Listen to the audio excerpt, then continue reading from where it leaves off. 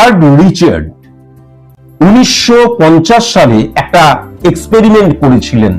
তিনি একটা পাত্রের মধ্যে জল নিয়ে কিছু সুস্থ এবং শক্তিশালী ইঁদুরকে তার মধ্যে ডুবিয়ে দিয়েছিলেন।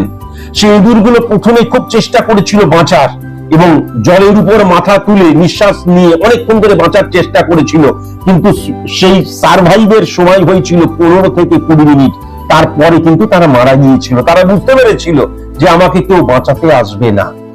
ওই একই ইঁদুর, একই প্রজাতির ইঁদুর এবং একই রকমের শক্তিশালী সেম ইঁদুর যখন আবার তিনি কিন্তু সেই জলের মধ্যে ডোবালেন এবং তারপর যখন আবার ওই 10-15 মিনিটের ধরে যখন সে জলের উপর মাথা তুলে বাঁচার চেষ্টা করছিল, তখন কিন্তু তিনি সেই ইঁদুরটাকে উপরে তুললেন এবং তার জলটা মুছিয়ে দিলেন।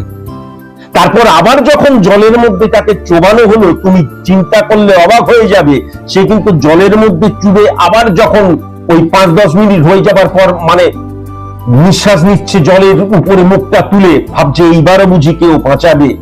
এবং সেই সময়টা, সারভাইভের সময়টা কেবলমাত্র কিন্তু 15-20 মিনিট ছিল না, 60 ঘন্টা কিন্তু সেই ইঁদুরটা, অন্যান্য যে ইঁদুর 15 থেকে 20 মিনিটের মধ্যে তাদের আশা নষ্ট হয়ে যাচ্ছিল, আর আমাকে কেউ বাঁচাতে আসবে না, এবার তারা কিন্তু মৃত্যুকে স্বীকার করে নিচ্ছিল। সে কিন্তু ওই 15-20 মিনিটের পর শুধু নয়, সে কিন্তু যেহেতু একবার তাকে বাঁচানো হয়েছিল, তার টেন্ডেন্সিটাই ছিল কেউ তাকে বাঁচাবে।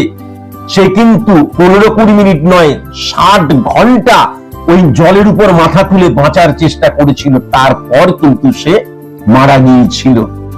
তুমি ভাবতে পারো, তার মানে আশা, এই আশা বড় মারাত্মক জিনিস। হোপ, যেই কথাটা তুমি বললে, এইটা যখন একটা মানুষ অন্যের উপর নির্ভরশীল হয়ে যায়, ভগবান আমাকে বাঁচাবে, এই আশাটা যখন নিজের কনফিডেন্স, সেলফ কনফিডেন্সের জায়গা থেকে যখন ভগবানের কাছে বা অন্য কারোর উপর যখন ধার্য হয়ে যায়, তখন সেই মানুষটা সেই মুহূর্তে কিন্তু শেষ হয়ে যায়। আর যখন সেলফ কনফিডেন্সের জায়গাটা থাকে, তখন যে কোনো সিচুয়েশনকে সে কিন্তু ওভারকাম করতে পারে।